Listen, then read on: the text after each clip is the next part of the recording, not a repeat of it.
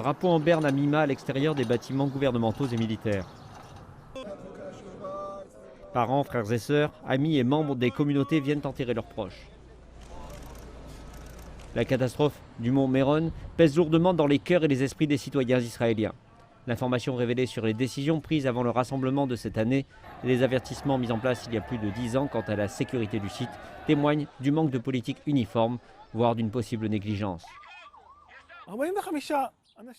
45 personnes sont mortes parce que des chefs religieux ont décidé qu'il n'y aura pas de limitation de nombre à Méron. C'est terrible.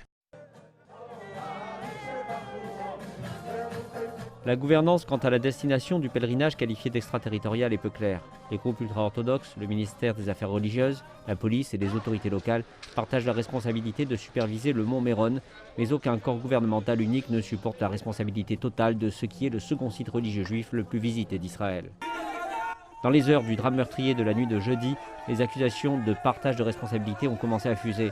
Un dos accusateur part aussi en direction du Premier ministre Benjamin Netanyahou, dont les voix critiques l'accusent d'avoir capitulé devant les demandes des partenaires ultra-orthodoxes de la coalition en retour d'un gain personnel alors qu'il est confronté à des accusations pénales. Des demandes déraisonnables que tout Premier ministre raisonnable n'accepterait pas. N'importe quel autre Premier ministre peut être dépendant politiquement des partis ultra-orthodoxes, mais pas pour sa survie personnelle.